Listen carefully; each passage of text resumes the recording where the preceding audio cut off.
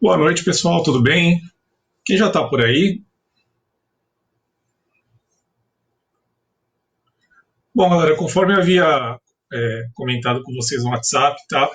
Vou focar hoje a nossa live em tirar dúvidas, tá? Para facilitar um pouquinho o desenvolvimento das atividades até o momento. Eu recebi as atividades de algumas pessoas, né? A Vanessa me enviou. Vocês podem também ir me enviando tanto por e-mail, se quiser mandar foto da atividade também para poder ir acompanhando. Então, eu vou tentar pontuar dentro da ordem dos assuntos, tá? O Vanderlei já está por aí, Ana Paula, tá? Eu vou tentar pontuar mais ou menos na ordem dos assuntos. Eu vou falando quem é que me trouxe a dúvida, né? E aí, se você puder já me posicionar se ajudou a orientação, né? Ou então a gente tenta de uma outra maneira. Lembrando que hoje eu vou também tentar participar da comunicação com vocês via Skype, né, depois da live, que talvez facilite para que vocês possam expressar a dificuldade que possam estar tendo, tá bom? Então, com relação a perigos e riscos, foi uma dúvida que eu vi no grupo do WhatsApp, que foi o Felipe que levantou, né? Eu acho que o Felipe não está por aí, mas ele que levantou essa dúvida, e eu vi que a professora Ana Paula explicou muito bem, né, para ele o conceito. Está perfeito a explicação que a Ana Paula colocou. Então, eu vou reforçar só para vocês a diferença, né? Então, a gente tem duas colunas lá, né? Uma de perigo e uma de incidente ou dano. E aí no final a gente faz o cálculo do risco. Quando a gente trabalha em segurança do trabalho dentro dos métodos tradicionais, né, da literatura convencional, buscava-se sempre usar a expressão risco para referenciar algum fator nocivo no ambiente de trabalho que possa, em contato com o trabalhador, gerar doenças a ele, acidentes, né? E classifica-se lá os riscos como riscos físicos, químicos, biológicos, ergonômicos e os mecânicos, né, ou de acidentes. Esse é o arroz com feijão da segurança do trabalho, né? É assim que logo nas primeiras aulas, quem faz um curso técnico de segurança começa a aprender. Em sistema de gestão, a ótica é um pouco diferente. Porque quando a gente fala de risco, a gente não está mais falando de fatores que são nocivos ao trabalhador. A gente está falando de uma combinação da probabilidade de ocorrência de um evento e da gravidade daquele evento, caso ele aconteça. Esse evento que eu me refiro são incidentes, que são, pela própria 45.000, né, são situações onde um acidente aconteceu ou poderia ter acontecido. Então, às vezes, mesmo um quase acidente, ou um acidente com danos ao patrimônio, com danos ambientais, ele vai entrar como um incidente naquele caso. Então, na coluna incidente ou dano, vocês vão colocar os possíveis eventos, né, que podem gerar lesões, doenças. Então, ali é onde vocês vão colocar queda de altura, choque elétrico, intoxicação por produto químico, fraturas, né, tudo isso, perda auditiva, uma pneumoconiose, tudo isso vai entrar naquela coluna de incidente. Na coluna perigo, a gente vai trabalhar as fontes. Né? Perigo para sistema de gestão de saúde e segurança do trabalho é aquele ato, circunstância, uma situação que tem potencial a gerar incidentes. Então, o objeto, a fonte geradora, ela é tratada no sistema de gestão como perigo. Então, a gente vai trabalhar perigo tendo em vista um equipamento ruidoso, um produto químico, um trabalho com exigência de postura inadequada, um trabalho noturno, a utilização de benzeno, a a manipulação de resíduos que eles lá fazem, né, por exemplo, o trabalho com máquinas e equipamentos, o trabalho com prensa, operação de empilhadeira. Esses são alguns exemplos que a gente pode colocar ali na coluna de perigo. Então, perigo sempre o ato, situação ou circunstância que tem potencial a gerar incidentes. Então, o perigo sempre vai ser uma situação, uma fonte, um objeto, né? Vai ser algo dentro da empresa, um aspecto dentro daquela organização que tem potencial a gerar perdas. E essas perdas são em termos de incidentes. E na coluna incidente ou dano, a gente vai colocar a consequência que esse perigo pode trazer. Então, um atropelamento, uma intoxicação, uma dermatite, uma lesão por esforço repetitivo, são exemplos de algumas situações que podem se aplicar na coluna de dano e incidente. Quando a gente chega na coluna de risco, que a gente vai ter lá probabilidade, gravidade, na última página do exercício tem os critérios de pontuação. Aí vocês pontuam, por exemplo, vou usar um exemplo completo, né? Eu coloco lá perigo, empilhadeira, que é um perigo. O incidente ou dano, eu posso colocar, tem vários que podem surgir da empilhadeira, né? Não necessariamente para cada perigo eu tenho somente um incidente, às vezes eu tenho vários, mas usando um para a gente ter uma linearidade na nossa conversa. Então, perigo, a empilhadeira. Incidente, dano, atropelamento. Qual é a gravidade dentro daquele critério de 1 a 5 que vocês entendem que gera um atropelamento? Vamos supor que vocês entendem que a gravidade é 4, ou seja, a severidade de uma lesão poderia levar até a óbito. E vamos supor que vocês entendem que a probabilidade de ocorrência é 3. Aí vocês vão somar 4 mais 3 e tem uma regrinha. Se passar de 6 ou passar de 7, eu não me recordo exatamente. Não recordo exatamente o número, mas se passar de 6 ou passar de 7, considera-se como risco significativo. E aí eu preciso da adoção de controles. E na última coluna, que são os controles operacionais, é a parte mais importante. É o que vocês enxergam que pode ser adotado, que vá reduzir ou a probabilidade de um atropelamento ali, ou a gravidade, caso aconteça. Né? Reduzir a gravidade às vezes é difícil, mas a probabilidade, adotar a sinalização, colocar uma faixa de caminho seguro, treinar os funcionários. Quando eu implanto ordens de serviço, eu já coloco na minha ordem de serviço uma orientação de não transitar no local onde transita a empilhadeira, né? O que também pode ser de controle ali, a sirene de ré do equipamento, é importante que a empilhadeira tenha uma sirene de ré, a inspeção pré-operação da empilhadeira, 6 ou mais, perfeito, Michel, isso aí. Então, se for 6 ou mais, aí vai ser necessário controles operacionais. Então, no caso da empilhadeira, estou dando aqui tanto alguns controles que a gente pode adotar no ambiente, como na própria empilhadeira. Né? Então, a verificação dela, a inspeção pré-operação, o checklist, a sirene de ré.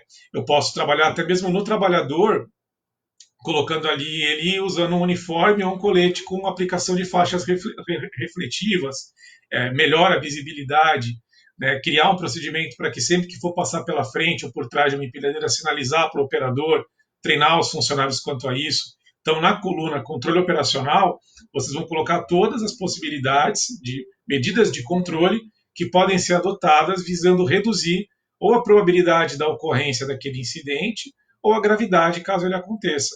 Quando a gente fala de gravidade, a gente fala muitas vezes de EPI, né? De ter um equipamento de proteção individual. No caso do atropelamento, não vai adiantar muito. Se ele for atropelado de EPI ou sem, não muda muito, né? Mas é um caso específico. Mas às vezes eu poderia. No caso do ruído gerado, quando eu falo de perda auditiva, eu posso de fato reduzir a gravidade.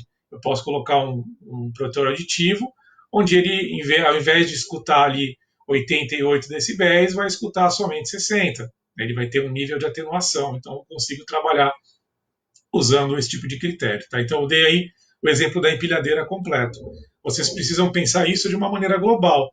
Todos esses trabalhos, a realização de trabalhos na rua, então, quando a movimentação e coleta de resíduos na rua, coleta de resíduos urbanos, com o uso lá do carrinho deles. Quais são essa é uma atividade. Então, trânsito em vias públicas é um perigo. Também atropelamento, agressão, inalação de gases tóxicos, monóxido de carbono dos carros, são exemplos de incidentes que podem acontecer, doenças cardíacas, tá? Queimaduras solares, porque ele está trabalhando debaixo de sol, aí vai entrar na coluna de incidente.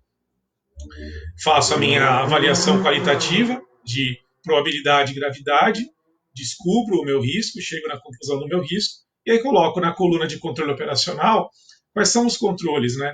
Por exemplo, o fornecimento de protetor solar, né? É um exemplo de um controle que deve ser aplicado. A utilização, mais uma vez, de uniforme com faixa refletiva melhora a visibilidade desse pessoal, né? Porque reflete o farol dos veículos, né? Faz com que eles sejam mais perceptíveis, já melhora ali a minha condição de trabalho. Então, façam uma análise mesmo vocês não sendo todos técnicos de segurança, pensando em alguns riscos que são muito significativos, que vêm bem à tona, né, dos processos, tanto que acontecem dentro da ONG, né, dentro lá do armazém, como também na rua, porque eles têm um processo bem perigoso, né, que é o processo de coleta de resíduos urbanos. No escritório, que eu até pedi para a gente colocar, existem riscos? Existe o risco ergonômico, existe o trabalho, a monotonia e repetitividade, um trabalho que exige a monotonia e repetitividade é um trabalho que angaria ali um risco ergonômico. Tem algum incidente decorrente disso? Eu posso ter fadiga, estresse. Se eu for pontuar, talvez não seja significativo, até porque o trabalho em escritório lá não é extremamente é, é, habitual, né? O Adriano, o Marcelo Adriano e o pessoal que fica com ele no administrativo fica eventualmente. Então vocês vão fazer essa avaliação e vocês vão ver que muitas vezes esse é um risco que a gente pode avaliá-lo, a gente pode considerá-lo e deve, né, no nosso levantamento de perigos e incidentes, mas eu não vou atribuir uma significância. Precisa de algum controle operacional? Vou precisar implantar ginástica laboral para quem trabalha no escritório? Possivelmente não. Preciso colocar suporte de teclado, de uma análise ergonômica do trabalho? Talvez não caiba, talvez não seja necessário, né? Olhem, apliquem o olhar de vocês em cima disso, tá? Perigos e riscos é a base do nosso processo, é o diagnóstico, é o entender. Então, assim, não se preocupem, né, conforme eu já havia falado também, né, vocês não são técnicos de segurança, então a nomenclatura, às vezes utilizada, ela não precisa estar perfeita, né? É importante a aplicação do olhar de vocês. Essa tarefa, quando ela é feita numa empresa que tem sistema de gestão, é um trabalho multidisciplinar. Então, vocês, vamos supor que vocês fossem analistas de SGI ou coordenadores de SGI, vocês teriam um suporte técnico de um técnico de segurança ou de um engenheiro de segurança que iria dar esse suporte para muitas vezes questões conceituais mínimas, a questão de nomenclatura. A gente não consegue entrar nisso a fundo porque é pouco tempo, né? Então a gente não vai conseguir atribuir esse conhecimento, né, a vocês de conceito em termos de segurança, mas o nosso objetivo é trabalhar com um sistema de gestão de saúde e segurança do trabalho, assim como eu não sou um profissional especialista em meio ambiente, então talvez às vezes até eu na live já tenha falado algumas groselhas aí sem querer, em termos de aspecto ambiental, de impacto, de consumo de energia, de descarte de resíduo, tenha falado alguma abobrinha, o que é normal. Tá? Então, essa diferença ela não tem problema. Agora, trabalhar com o sistema de gestão, entender a lógica do sistema de gestão ambiental, eu preciso conseguir, mesmo que eu não seja especializado em ecossistemas, em impactos ambientais, em gerenciamento de resíduos, né? Eu tenho que conhecer a estrutura sistêmica, né? Perigos e riscos, alguém quer comentar alguma coisa? O Michel ajudou aí?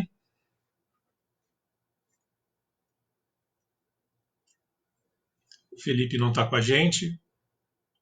Dá pra gente tocar perigos e riscos?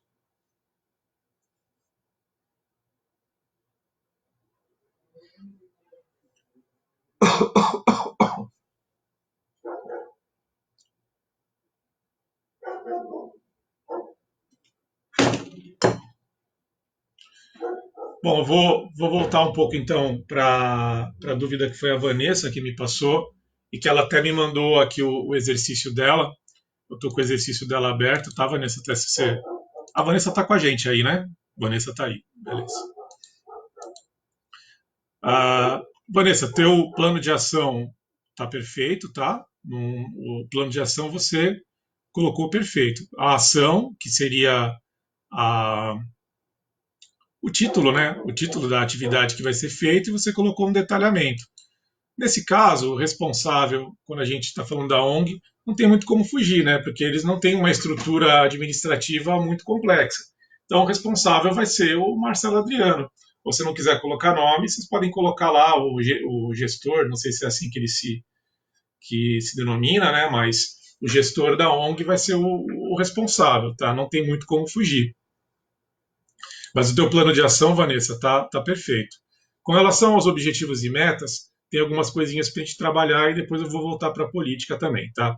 Bom, objetivos e metas. Eu pedi para que vocês, pelo menos, consigam colocar, que vocês podem colocar mais, claro, mas que consigam fazer um objetivo que seja proativo e um objetivo que seja reativo, tá? O que seria, então, um objetivo proativo? É aquele objetivo que quanto mais eu faça, mais eu atendo a minha meta.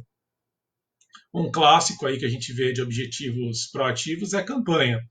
Quero realizar 2 campanhas de saúde e segurança do trabalho no ano, que seja, por exemplo, a de 28 de abril, né, que é o dia em que se, em memória, né, das vítimas de acidente de trabalho, e o 27 de novembro, que é o dia do profissional de saúde e segurança do trabalho. Se a gente for ter 2 vezes no ano uma campanha de proteção das mãos, de segurança com manuseio de resíduos, né, a gente consegue 2 campanhas por ano. Né? Aí, se eu optar por fazer essa questão da campanha, como é que eu colocaria isso aqui na minha planilha? Objetivo: realização de campanhas de saúde e segurança do trabalho. Meta: realizar 2 campanhas por ano. Simples. Indicador: quantidade de campanhas. Não precisa de nenhuma conta.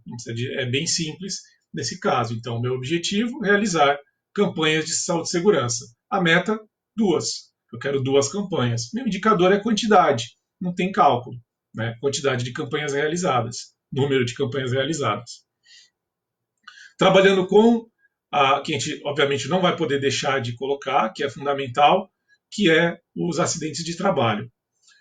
Medir, né, e ter meta para acidentes e doenças é muito importante, porque eu não consigo avaliar o desempenho do meu sistema de gestão de segurança do trabalho se eu não faço a avaliação, o mínimo que seria eu olhar para os meus acidentes. Então, aí no caso, eu iria colocar o objetivo prevenção de acidentes ou redução de acidentes, depende, eu não sei exatamente como é que é o índice acidentário deles, mas poderia ser uma das 2 coisas, ou prevenção de acidentes ou redução de acidentes. Meta, ou vocês podem até colocar um objetivo com um título maior, né? Prevenir objetivos e doenças ocupacionais, ou reduzir a quantidade, a frequência de acidentes e doenças ocupacionais. A meta, aí é vocês que vão estipular, tá? Eu não tenho essa informação, mas vocês conhecem algo com relação aos acidentes de trabalho que aconteceram lá? Eu não tenho esse histórico. Se não teve acidente de trabalho na ONG, vocês podem colocar que a meta é manter em 0. Se vocês conhecem, com as visitas que vocês fizeram, com os relatos que vocês ouviram, alguma ocorrência de acidente de trabalho, e aí vocês podem até, eu não sei como é que é o contato que vocês têm com o Marcelo Adriano e tudo mais, mas vocês podem saber, existe acidente de trabalho ali? Acontece, já aconteceu? Se não, mantenha a meta como 0, tá? E o meu indicador, qual é o cálculo que eu uso para comparar um período com o outro no que diz respeito a acidentes de trabalho. Então, nesse caso especificamente, a gente usa um cálculo que já é balizado por uma legislação, que é a taxa de frequência e a taxa de gravidade. Então, eu dei 2 exemplos aí, um de uma meta de um objetivo proativo e outro de um objetivo reativo. O proativo é, quanto mais campanhas eu faça, mais eu consigo chegar próximo da minha meta. Então, objetivo: realizar campanhas. Meta: 2, 3, 4 campanhas no ano. O que vocês entendem pela realidade daquela ONG? Né? Vocês podem pensar em outras coisas também que sejam proativas. Implantar uma ferramenta de observação de tarefa, uma inspeção diária. Indicador qual é a ferramenta que eu utilizo para medir isso? É quantidade? É algum cálculo? Né? Então, muitas dessas coisas são quantidade. Então, eu quero fazer, vamos supor, uma outra meta, um outro objetivo proativo, implantar uma rotina de inspeção mensal. Meta: 1 vez por mês.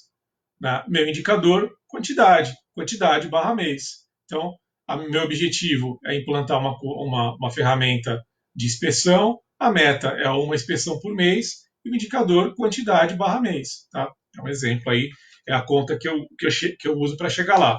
O objetivo é que exista uma linearidade, né? Então, objetivo, meta, indicador. Objetivo, meta, indicador. Tá? Para cada objetivo, eu tenha uma ou mais metas e eu tenha indicadores. Tá? Então, meio que vocês podem até colocar uma linha no meio dividindo, né? Então, o objetivo, ou melhor, a meta, ele tem que estar atrelado a um objetivo. E, por sua vez, o indicador ele está atrelado ao cálculo utilizado para eu estabelecer aquela meta, né? Seria mais difícil quando eu tenho, às vezes, empresas que têm muitos acidentes. Então, por exemplo, eu tive lá em 2019 30 acidentes de trabalho. Eu quero fazer uma redução. Eu tenho que pensar, tá, o que eu vou fazer em termos de investimento que vai subsidiar para mim essa redução? Eu vou mudar maquinário? Eu vou treinar funcionário? Vai ter novas tecnologias? Eu vou mecanizar o processo? Se eu tenho essas possibilidades, eu vou lá e estabeleço uma redução de 50% em relação ao ano anterior. Se eu não tenho toda essa minha liberdade de investimento, eu vou lá, reduzo 10%, 20%. O que eu não posso, porque aí é um conceito de sistema de gestão, é manter o mesmo resultado do período anterior, porque aí eu não tenho a chamada melhoria contínua. Aí é uma falha do meu sistema de gestão. Tá? Vanessa, eu espero que tenha ajudado, tá? Algumas coisas que você colocou deixa eu abrir aqui até novamente. Algumas coisas que você colocou no seu exercício, você pode aproveitar isso para a política. Né? A política, que é o que a gente vai falar na sequência, você começou certinho, só que aí a gente precisa colocar quais são os compromissos dela, né? Eu preciso evidenciar, no caso aqui, que são exigências da 45.001 e da OSAS, eu preciso evidenciar o compromisso da empresa com a melhoria contínua do sistema, eu preciso evidenciar o compromisso da empresa com o atendimento aos requisitos legais, eu preciso mostrar a participação dos trabalhadores, que todos eles são responsáveis pela segurança. Então, a política, eu sugiro, tá? Aí também é um exemplo e uma sugestão que vocês comecem falando sobre o negócio, ou seja, falando sobre o empreendimento, o que é a ONG, e aí ela estabelece quais compromissos. Eu até fiz um esboço aqui que eu vou ler para vocês, tá?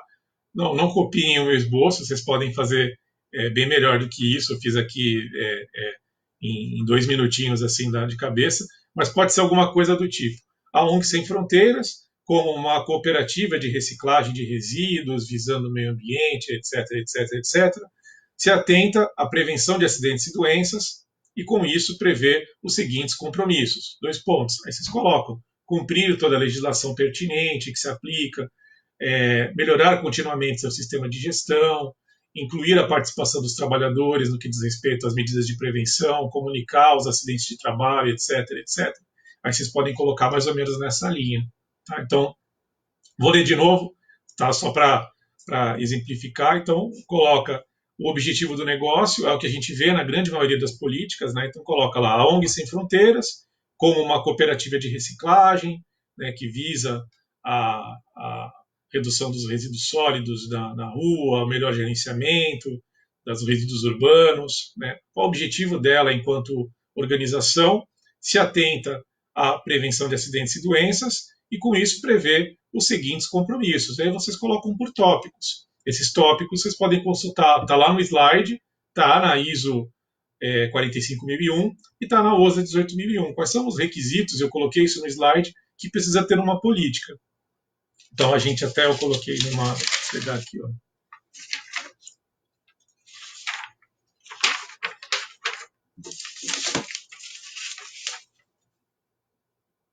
Então, no caso da política, o que é obrigatório? Ela tem a coerência com os objetivos, né? Então, se o nosso objetivo é prevenção de acidentes, eu vou colocar lá o compromisso com a prevenção de acidentes ou com a redução de acidentes. Ela demonstra, eu posso colocar nos tópicos o compromisso com o atendimento à legislação, então eu posso colocar todo esse textinho e depois colocar. Ela se compromete a cumprir integralmente todos os requisitos legais aplicáveis a ela e outros requisitos subscritos ao negócio, se compromete a reduzir os perigos e riscos continuamente dos ambientes de trabalho, se compromete com a melhoria contínua do sistema de gestão e em promover uma inclusão, uma participação dos trabalhadores em todos os assuntos referentes ao sistema de gestão de saúde e segurança do trabalho.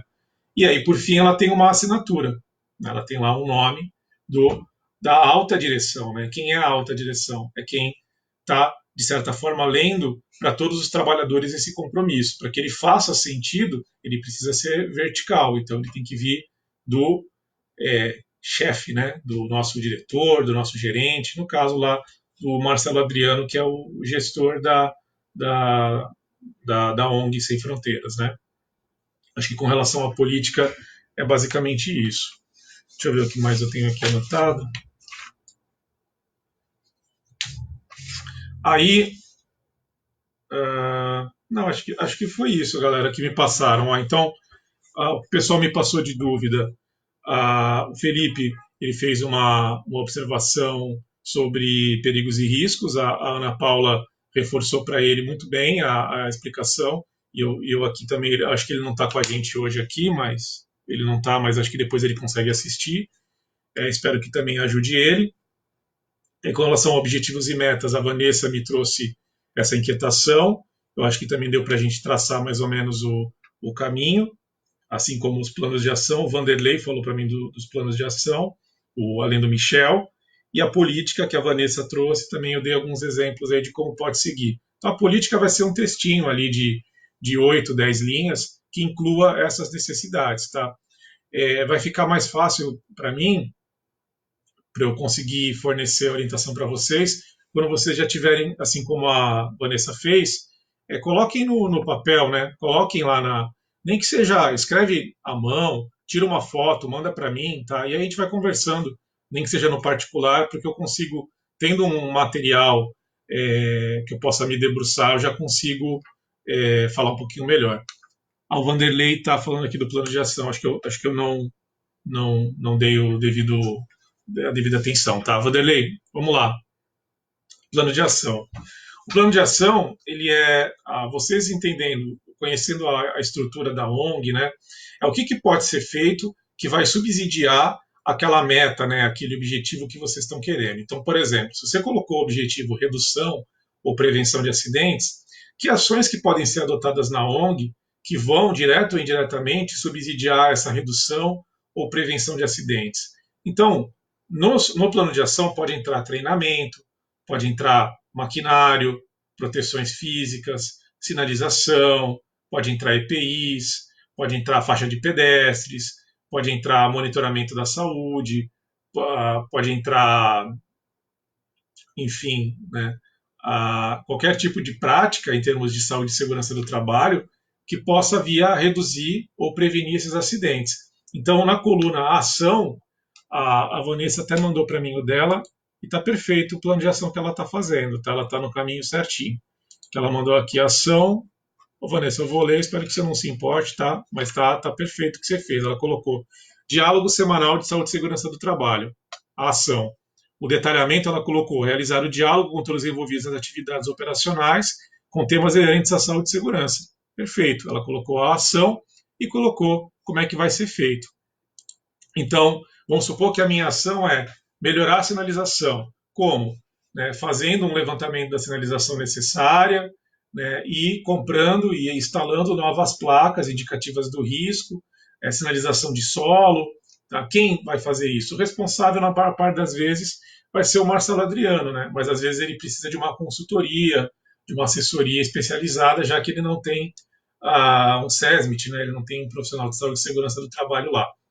E o prazo, é claro, a gente está trabalhando com uma situação hipotética e a gente não sabe se o Marcelo Adriano, ao receber essa documentação, ele vai seguir aquilo, né? Talvez ele não siga, mas a gente pode elencar por uma ordem de prioridade. Falar, por exemplo, fornecimento de EPI, o prazo tem que ser imediato. O cara não pode manusear resíduos sem ter uma luva, né? Principalmente agora, toda essa questão aí da pandemia e tudo mais, é o mínimo, tá? Melhorar a ventilação, a iluminação do ambiente, isso também reduz a possibilidade de acidentes, né? Trocar a telha, então colocar a telha translúcida, é um exemplo de uma ação que vai melhorar a questão do iluminamento interno. Talvez não seja tão prioritária, talvez eu possa colocar o prazo para daqui a 3 meses. Se vocês quiserem, inclusive, não coloquem data, coloquem assim, curto prazo, médio prazo, longo prazo. É uma sugestão. Assim, a gente está trabalhando na hipótese e vocês conseguem fazer essa análise sem se preocupar necessariamente com o dia e o mês que vai acontecer. Coloquem essa ação, ela é de curto prazo, essa ação é de médio prazo e essa é de longo prazo, pode esperar um pouco mais. Então, implantar um DDS, na visão de vocês, é curto prazo, médio prazo ou longo prazo? Não sei, talvez médio, né? Assim, de bate-pronto. Agora, fornecer um EPI. O cara não tem EPI, está trabalhando, mexendo em resíduo lá sem luva. Ela é de curto prazo. Ela é uma ação que tem que ser implantada imediatamente. Então, acho que no prazo, vocês podem trabalhar com curto, médio e longo prazo, ao invés de ter uma data propriamente. A ação é o título, então, realizar DDS, implantar uso de EPIs, importante dizer quais, né? Melhorar a iluminação do ambiente, melhorar a sinalização, tudo isso pode entrar como ação. O detalhamento é como que vai acontecer. Contratando consultoria especializada para realizar um levantamento, tá? Ela é um pormenor daquela minha ação. O responsável é o gestor da ONG, exceto se vocês verem alguma outra possibilidade, mas eu creio que não. Eu acho que ele que é o responsável por todas as ações, não existem coordenadores. Imagina que isso fosse uma empresa diferente, fosse uma empresa grande, uma indústria. Aí teria lá coordenador de manutenção, gerente de projetos, técnico de segurança, etc, etc. Você teria diversas funções que poderiam se responsabilizar por essas ações. Nesse caso nosso lá é meio centralizado, né? Eu acho que a única pessoa que tem poder de gestão ali na ONG é o Marcelo Adriano, salvo engano, tá? Vanderlei, ajudou? Dá um feedback aí para mim, por favor.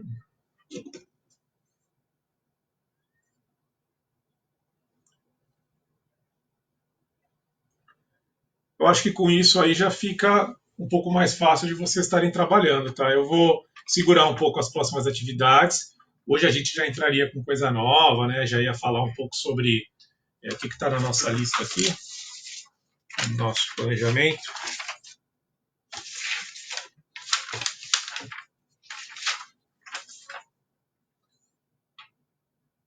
Hoje a ideia já era a gente começar a falar de preparações pós-emergência, tá? Uma planilha mestra. Como assim, com tudo isso junto, ô Michel, você diz, juntando todos esses trabalhos? Beleza, Vanderlei, que bom que ajudou. Você diz ô Michel, uma planilha com todas essas informações juntas? A ideia, na verdade, se fosse presencialmente, era essa, né? Eu até mandei imprimir, né? Depois, quando a gente voltar, eu vou até mostrar para vocês. Esses materiais que vocês estão fazendo, eles estavam impressos em A1, em folha bem grandona, assim, para a gente fazer à mão e tudo. Infelizmente não rolou, né? Acabamos gerando aí um resíduo, aí gerou um papel grande aí, mas a ideia era a gente fazer isso aí à mão e criar como se fosse mesmo uma planilha mestra, né? Como se fosse um livro, né? Um estudo completo do sistema de gestão. Eu estou mandando fracionado para a gente não se perder, para não ter um monte de coisa junto, né? Então, na verdade, eu tenho esse meu arquivo, né? Que eu tenho essas atividades, ele é um arquivo, uma folha só de Word, né? É um Word com várias páginas. Eu estou separando ele, mas depois a gente pode juntar tudo isso daí. E, inclusive, o legal é a gente mais para o final dessa UC, e eu espero que já presencialmente, a gente consiga até ver como é que vocês estão desenhando o projeto integrador de vocês lá, para ver como é que a gente vai conseguir inserir essa informação no projeto. É legal que ela faça parte, ela acompanhe o projeto, para não ser um trabalho só feito nesse momento, ser um trabalho que vá perdurar daqui, depois para frente. E que, se vocês tiverem interesse de entregar isso para o Marcelo Adriano, seja válido para ele, né? Embora ele possa não fazer, mas pelo menos ele. Vamos ver, vai dar tempo de fazer isso nas aulas 14. Beleza, Ana, perfeito. Aí já vê como é que vai incluir essas informações que vocês estão desenvolvendo no projeto, né? Se vai manter as planilhas desse jeito, se vai adequar o formato. Eu vi que a planilha que vocês estão usando para aspectos e impactos ambientais, ela é bem mais ela é bem mais profissional, né? Ela é uma planilha já bem robusta e tal. Eu mandei materiais mais simples mesmo para a gente começar a trabalhar do conceito mais fácil. Mas as planilhas, por exemplo, de perigos e riscos, se até der tempo da gente entrar nisso, eu vou mostrar alguns outros modelos para vocês que a gente avalia o risco residual, que é uma coisa que eu não coloquei. Algumas pessoas, né, em outras turmas já falaram, pô, professor, mas você não, na minha empresa tem uma outra coluna lá que é de risco residual. Tá perfeito, né? É o ideal. Ou seja, eu falei lá, eu tenho a empilhadeira, eu tenho risco de atropelamento, aí eu fiz minha avaliação de frequência e gravidade, cheguei à conclusão de que o meu risco é 8 e é um risco significativo. Eu coloquei sinalização de solo, checklist da empilhadeira, sirene de ré, faixa de pedestre, treinamento, etc., colete refletivo. Ainda assim, ficou risco? Então, ideal seria fazer mesmo uma avaliação desse risco residual. Quando a gente avalia um risco, a gente avalia pelo que a gente chama de risco puro, ou seja, o risco pensando nele sem a adoção de nenhum controle. Mas o certo, mesmo na empresa, numa situação real, num sistema de gestão mais robusto, com melhoria contínua desse trabalho, seria depois eu colocar ali mais duas colunas, né, para fazer a avaliação residual. Ou seja, depois de implementado o controle, qual a probabilidade, qual a gravidade, qual o risco? Ele já é significativo ou ele precisa entrar num plano de ação? Eu tenho que colocar mais coisa ali, porque ainda não foi suficiente. Né? Então, depois eu preciso pensar também nesse sentido. Pessoal, alguma coisa a mais por hoje? Eu vou tentar participar com vocês via Skype, quem estiver presente, tá? De forma que possa ajudar. Eu espero que essa nossa conversa tenha dado um pouco de luz aí para vocês nessas atividades. E mais uma vez, tá? Não se preocupem só com o resultado. O importante nosso é o processo mesmo, é a reflexão. Então, façam à mão, mandem para mim por foto no WhatsApp, vamos conversando, né? Para que não se torne uma coisa pesada, né? É tranquilo fazer isso. Eu tenho certeza que vocês são bem comprometidos e estão se preocupando em fazer um trabalho bem feito. E eu parabenizo vocês por isso. Né? Mostra que vocês são profissionais confiáveis, né? Que vocês estão se formando profissionais os quais a gente vai poder confiar numa situação real de trabalho. Aí isso é muito gratificante, tá?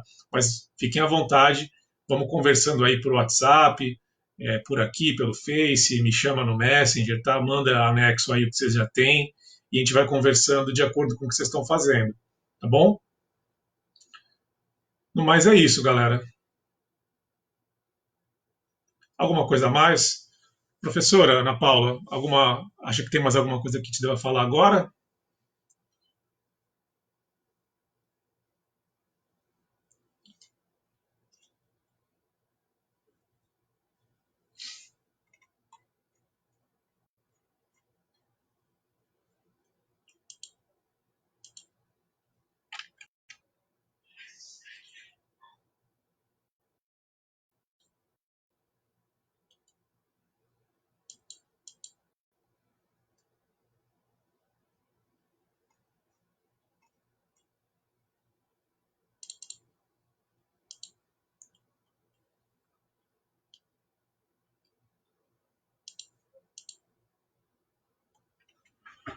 Pessoal, então estamos aí conversados. Mais tarde no Skype eu apareço lá também. E fiquem à vontade, tá? A gente está aí no, navegando aí numa situação um pouco diferente, mas a gente vai se ajudar, vai dar tudo certo, tá? O importante é que vocês vão desenvolvendo, sintam que estão desenvolvendo e a gente consiga se alinhar, tá bom? Pessoal, boa noite para vocês. Até mais tarde no Skype e se empenhem aí para fazer a atividade, que eu sei que vocês vão fazer o trabalho bem feito. Tá bom? Um abraço.